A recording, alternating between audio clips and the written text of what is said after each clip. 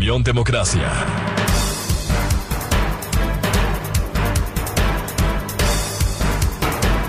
Buscando la verdad, en la revista de Opinión Democracia queremos saludar al doctor Juan Carlos Ruiz, docente de la Universidad del Rosado, Colombia. La primera lectura de estos resultados preliminares, aun cuando de acuerdo con las informaciones que provienen del país vecino, ya no cambiarían las tendencias. No hay triunfador en primera vuelta, habrá segunda vuelta el 19 de junio. Y los candidatos finalistas serían Gustavo Petro primero y Rodolfo Hernández en segundo lugar. ¿Cuál es la lectura inicial que tiene Juan Carlos Ruiz de estos resultados? Buen día, Juan Carlos. Buenos días, Miguel. Mil gracias por la invitación.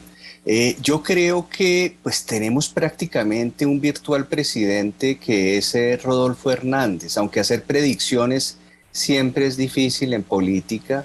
Lo que se observa en este momento es que el segundo en votos en la jornada de ayer puede sumar más votos de sectores que tienen mucho temor en una especie de llegada de la izquierda al poder.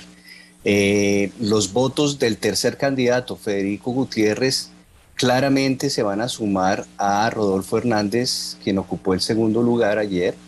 Y eso va a hacer que posiblemente gane la segunda vuelta presidencial, como usted lo señala, Miguel, este 19 de junio.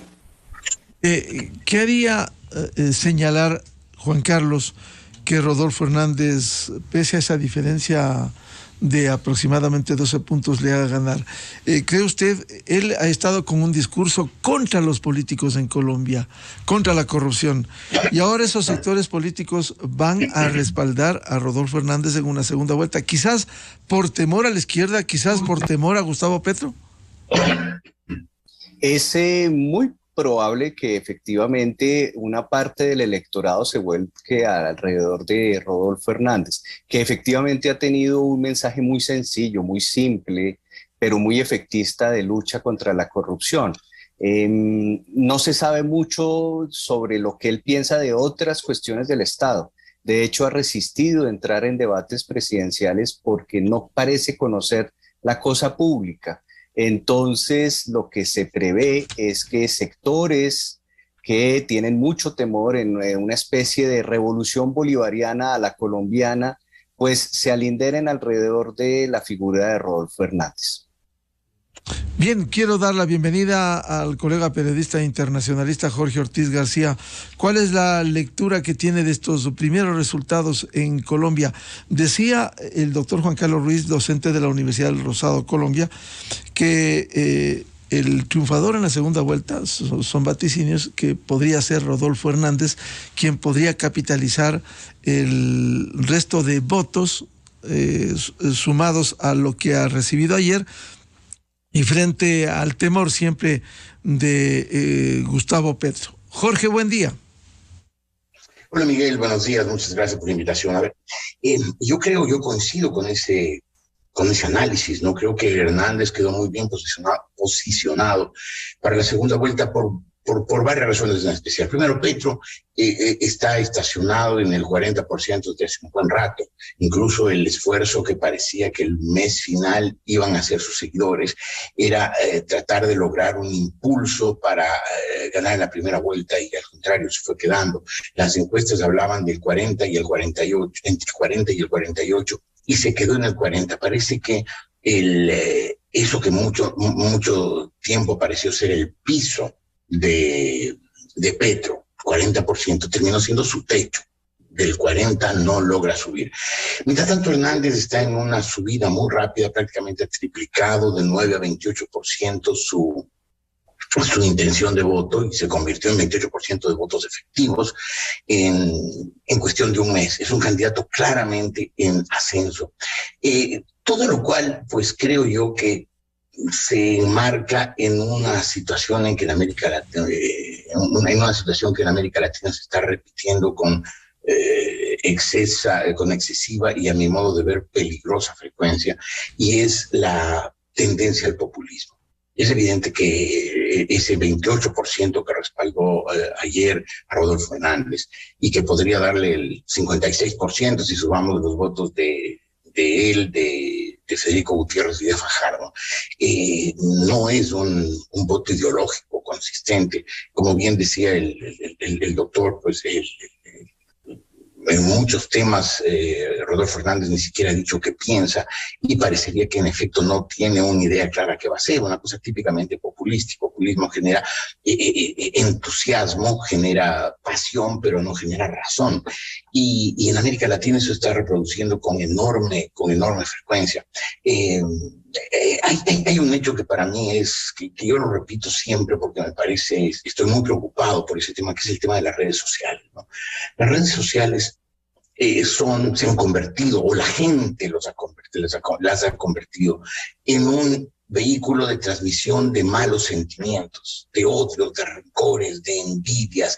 Las redes sociales son altamente divisivas y esa división que generan las redes sociales se refleja a la hora de votar. La gente se siente con tanta carga negativa que recibe a través de las redes, siente que el sistema no funciona, cualquiera que sea, ni siquiera interpretan cuál es el sistema, sino que todo está mal. Y claro, hay que votar por quien represente el antisistema. Yo creo que una vez más la elección de ayer de Hernández fue la elección del distinto. Yo no creo, y lo dije alguna vez contigo, Miguel, que la gente está votando por la izquierda. Hay mucha gente que sostiene que América Latina está haciendo un giro de péndulo hacia la izquierda. Yo creo que no, creo que está haciendo un giro hacia el distinto. Y que hemos visto en los últimos años muchos votos distintos. Votaron no por el de izquierda o el de derecha, sino el distinto. Pedro Castillo en el Perú era el candidato distinto, siendo de izquierda. Nayib Bukele no se sabía si era de derecha o de izquierda. Era simplemente el distinto por quien votaron en El Salvador. Jair Bolsonaro no es de izquierda, al contrario, una extrema derecha dura, áspera, y él fue quien ganó la elección en el Brasil. Evo Morales y Arce siempre se presentaron como los distintos y de alguna manera lo eran, y sin duda Gabriel Boric en Chile era más que el candidato de la izquierda, el candidato distinto, el candidato nuevo, el candidato diferente. Y yo creo que eso es lo que reflejó ayer Hernández.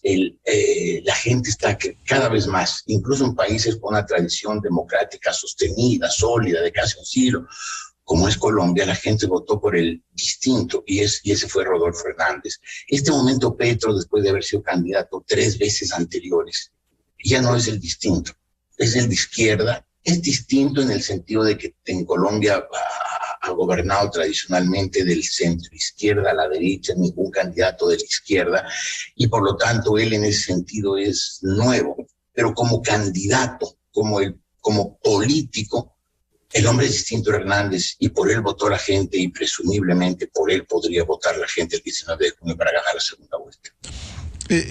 Jorge, quería señalar que Rodolfo Hernández ganaría porque ha habido un voto de rechazo también a los partidos tradicionales, conservador, liberal, al propio Partido Centro Democrático.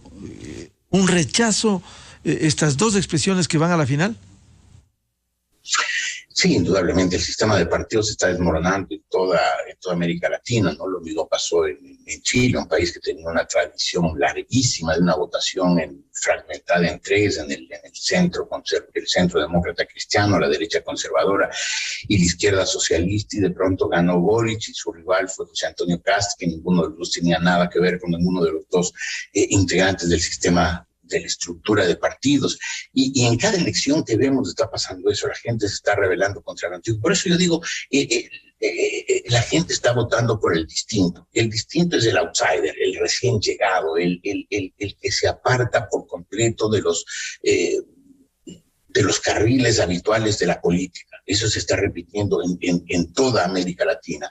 Y yo creo que esta es una lucha, incluso en el Ecuador. Tenemos un presidente del centro derecha, un hombre, digamos, conservador, banquero, y uno podría decir, pero eso no funcionó en el Ecuador. No, en el Ecuador funcionó claramente. En la campaña electoral, Guillermo Lasso se las arregló en la segunda, después del fracaso estrepitoso que fue la primera, se las arregló para ser candidato distinto, el candidato nuevo que llegaba con propuestas distintas, que sus procederes eran distintos.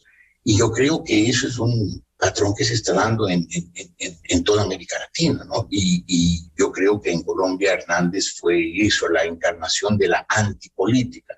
Y la antipolítica normalmente se está convirtiendo en un hombre populista. Entonces, Hernández yo lo definiría como un populista antipolítico. Y eso fue lo que encarnó. Ahora, claro, Colombia tiene también una tradición de una votación bastante consistente. Generaciones de colombianos que votan por liberalismo, generaciones de colombianos que votan por los conservadores. Eso el 19 de junio podría reflejarse en que un extenso sector del electorado que votó o por Fajardo o sobre todo por Fico Gutiérrez decida que no, que es una ruptura muy drástica meterse con Gutiérrez, que es una aventura que no sé a dónde me lleva. Que con Petro hay certezas peligrosas. El socialismo del siglo XXI es una mala receta en todas partes. Pero si Petro en estos 20 días, presenta un lenguaje moderado, un mensaje de tranquilidad, de apaciguamiento, ya lo empezó anoche en su discurso de victoria, llamando a la concertación, a los empresarios, ofreciéndole estabilidad, a las clases medias, ofreciéndoles un estado de estabilidad y prosperidad. Si logra transmitir ese mensaje, Petro puede ganar, pero si es que se mantiene esta corriente populista, creo yo que las posibilidades de Hernández son fuertes. Esos 12 puntos de desventaja parecen difíciles de remontar. En el Ecuador, Lasso también tuvo 12 puntos de desventaja y ganó, más aún. En Colombia, en Perú, en Chile y en el Ecuador, en la última elección presidencial, ganó el que quedó segundo en la segunda vuelta. Es decir, eso también lo favorece a Hernández. Volvamos con el doctor Juan Carlos Ruiz. ¿Se le puede creer a Gustavo Petro, quien ha ganado la primera vuelta, con ese mensaje de conciliación que recogía Jorge Ortiz y que pudiera moderar el discurso para esta segunda vuelta? No es descartable, pero hay un gran temor. Efectivamente, Gustavo Petro no ha sido el antisistema. El grupo M-19, la guerrilla que se desmovilizó, se adaptó muy bien a la vida civil y han ocupado cargos de nominación y de representación sin ningún problema. Han sido alcaldes, han sido gobernadores, ministros, se han insertado bastante bien en la vida civil. El mismo Gustavo Petro fue alcalde de Bogotá, muy cuestionado y muy contestada su administración. Con algunos roces. Antonio Navarro Wolf, ¿no? Fue también gobernador, fue ministro, entonces efectivamente han podido ocupar cargos y pues no han sido antisistema. En el caso de Gustavo Petro como alcalde tuvo algunos escándalos y destitución, obviamente, por un manejo de las basuras, una nacionalización o una estatización de las basuras. Pero en general, además de unos roces que tuvo con la policía, en general fue un alcalde socialdemócrata, llamémoslo así. No hubo grandes cambios. Ahora, una alcaldía es una cosa, otra es la presidencia, donde tendría más poder y donde podría llevar a ese temor que sienten algunos colombianos, y es que se perpetúe en el poder, que intente una reelección indefinida como lo han hecho otros mandatarios en América Latina, que importe a Colombia la revolución bolivariana. Ese es uno de los grandes temores de varios sectores, sobre todo empresariales y familias acomodadas, propietarias, clases medias. Pero en general no ha sido verdaderamente, si uno lo ve con distancia, no ha sido verdaderamente un candidato antisistema, anticapitalismo. Habría que ver qué haría él en el poder. Doctor Ruiz, ¿no hay el temor de que de ganar Petro hay una alianza con Maduro, con la dictadura de Venezuela y otras dictaduras como la de Cuba o la de Nicaragua, lo cual sería nefasto para la región?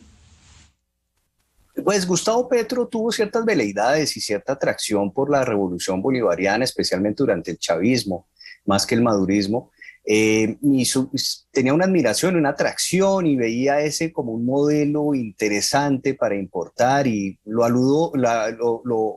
ensalzó en algún momento, pero efectivamente se alejó, intentó alejarse, tomar distancia en la medida en que entraba en crisis la revolución bolivariana con todos los despropósitos que hemos visto y las grandes crisis y el fenómeno migratorio pues que nos ha llegado a nuestros países y que muestra claramente cómo hizo agua ese modelo. Entonces él trató de alejarse, no con mucho éxito porque siempre se le identifica un poco con esa posibilidad del chavismo en América Latina.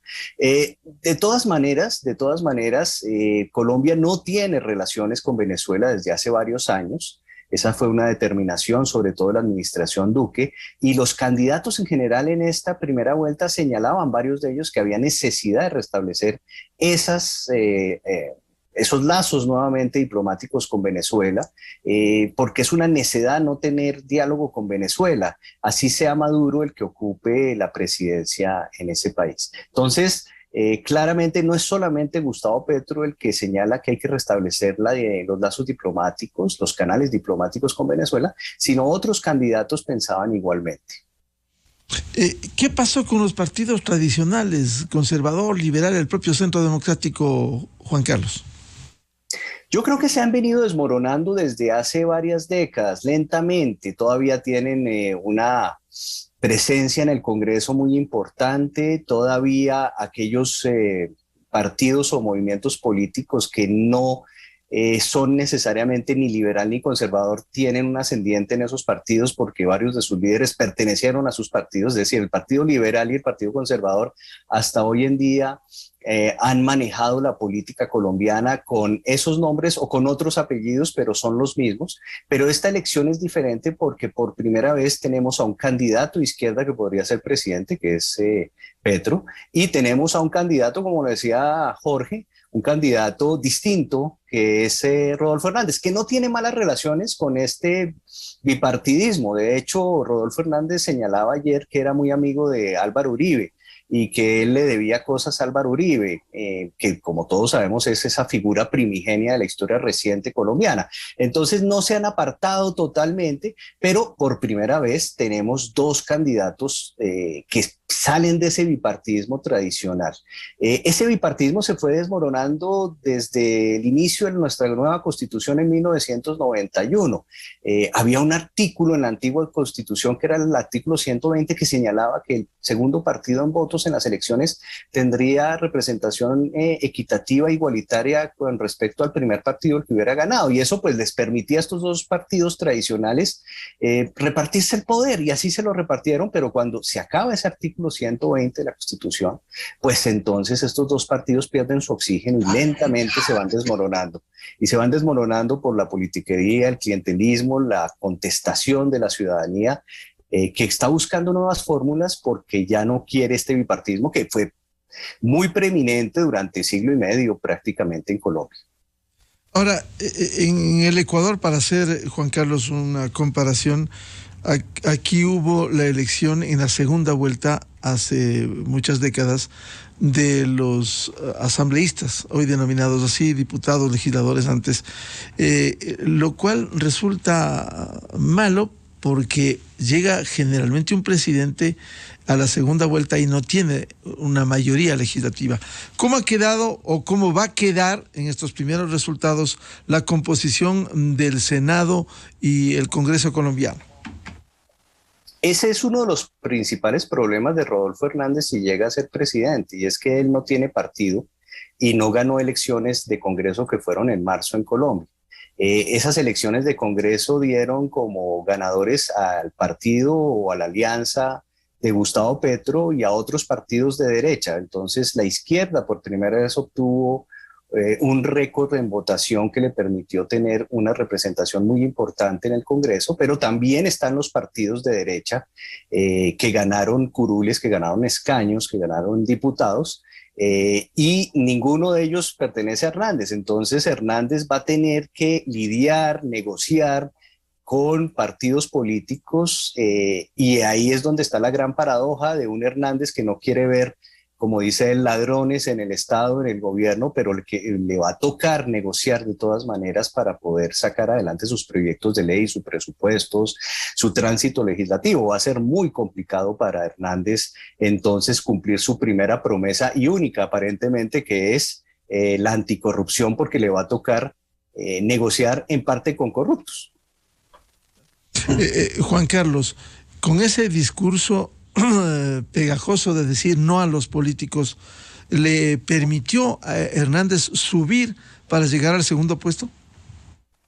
Sí, yo creo que fue un mensaje muy efectista, muy simple, porque no va más allá, no ha señalado cómo lo irá a hacer, no se sabe muy bien qué es lo que piensa hacer. Él no tiene otro discurso, no tiene otras propuestas. Él ha señalado que efectivamente no conoce bien el Estado, pero que se va a rodear muy bien. De hecho, ya ha anunciado algunos posibles ministros o gente que lo va a acompañar cuando asuma el poder. Si eso sucede el 19 de junio, pero de todas maneras él está muy alejado de la cosa pública. Recordemos que él es un constructor, por eso lo señalan un poco como Donald Trump, aunque hay serias diferencias con Donald Trump, pero hay también algunas similitudes. Ambos son constructores. Donald Trump llegó a ser el primer presidente más viejo de Estados Unidos en su momento. Así sería Hernández, sería el presidente más viejo que llega a la silla presidencial en Colombia. Con un discurso muy populista, como decía Jorge, muy efectista, redes sociales. La gente quiere un cambio y la gente añora un cambio que se salga de ese bipartidismo tradicional que hablaba hace un momento. Entonces, efectivamente, no se sabe muy bien qué va a hacer.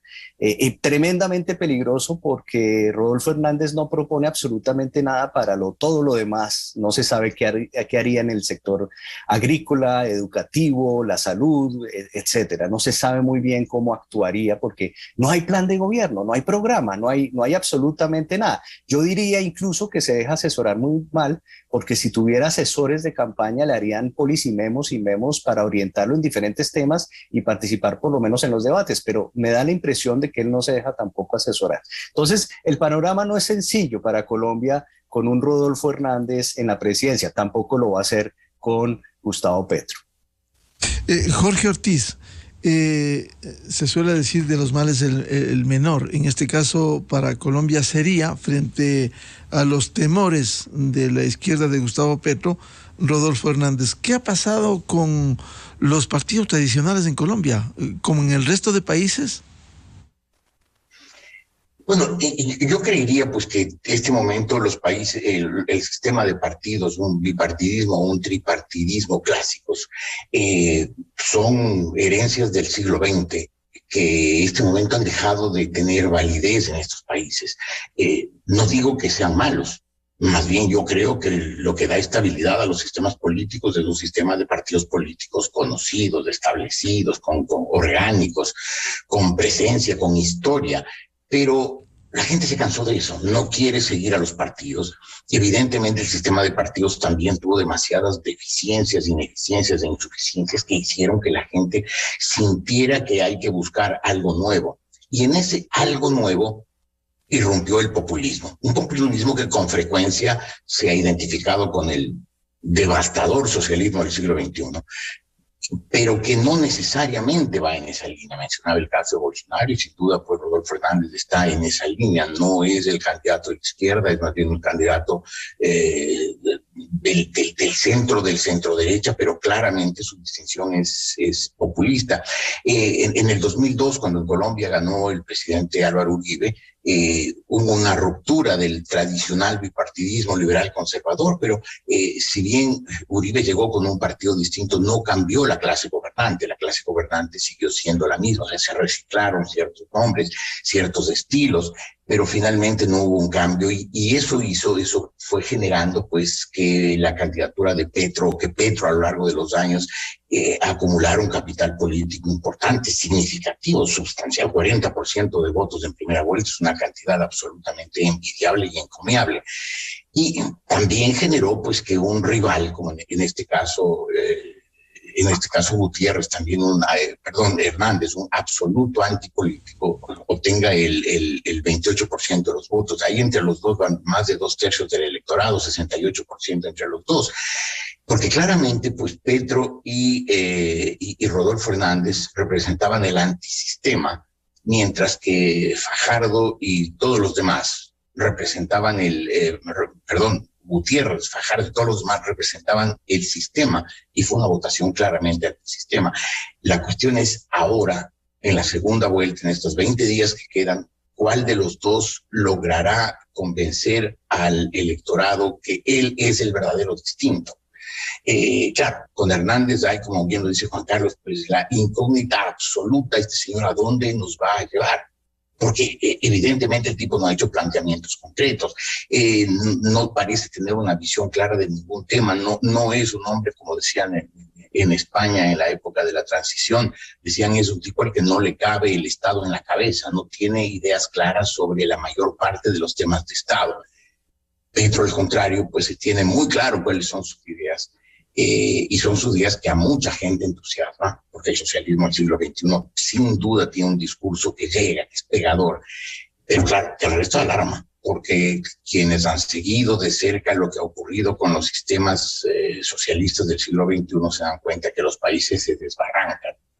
Al Ecuador, la epidemia del socialismo del siglo XXI le hizo muchísimo, pero muchísimo más daño que la epidemia de coronavirus, en todo sentido. Por empezar, la división del Ecuador nunca se dio en los términos que se dio durante el correísmo, y eso puede pasar y eso ha pasado en todos los países donde el socialismo del siglo XXI ha ocurrido. Vean lo fracturado que está Venezuela, 5 millones de personas que huyeron del país, vean lo fracturado que está cada uno de los países donde llegó el socialismo del siglo XXI.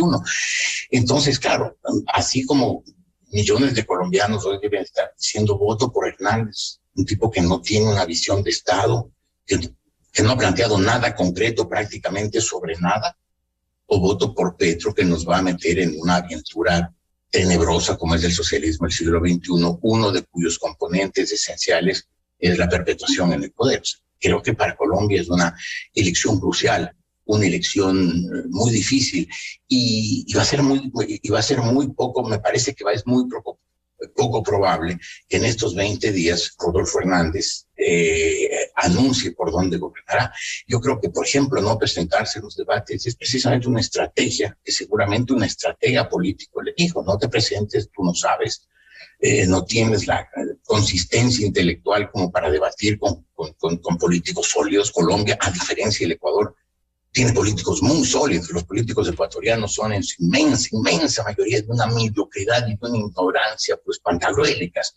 Los políticos colombianos, todo lo contrario, son hombres preparados. Y frente a eso, pues Hernández sí es un vacío, sí marca un vacío. La gente va a votar por Hernández aunque no les diga qué va a hacer con los temas de Estado, o va a votar por Petro aún sabiendo el peligro que es el socialismo del siglo XXI. Yo creo que es una incógnita.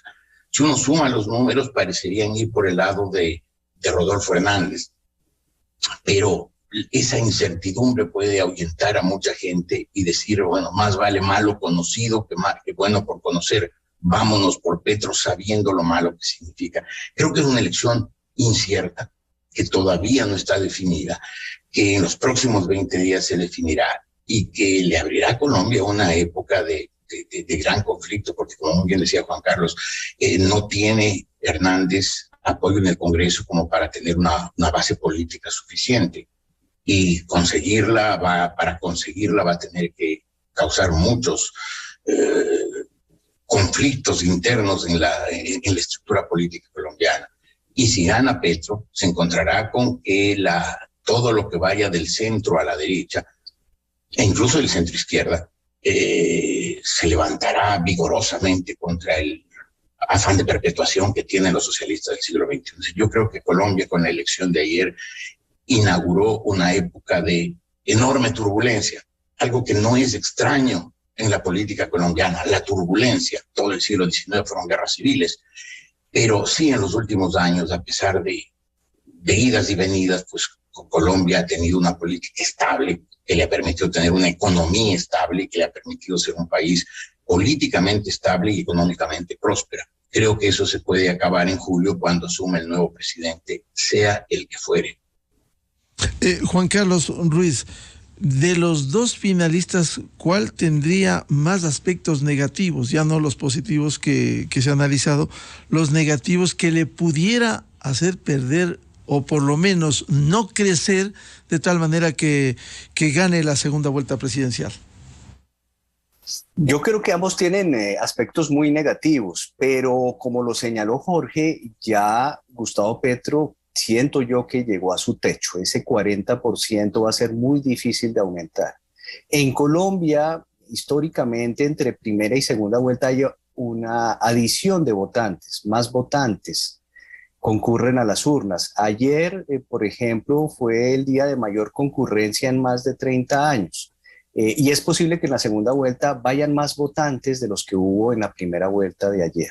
Sin embargo, no veo que eso vaya a revertir dramáticamente los resultados. Ese 40% y algo que obtuvo Gustavo Petro no va a aumentar de manera significativa. Por el contrario, los 5.900.000 votos que obtuvo Rodolfo Hernández se le van a sumar prácticamente los 5 millones que obtuvo Federico Gutiérrez. Entonces, si uno suma, eso no es matemático, bien lo sabemos, pero si uno suma la votación de Rodolfo Hernández y la votación de Federico Gutiérrez, obtendrían 2,5 millones de votos más de los que obtuvo Gustavo Petro.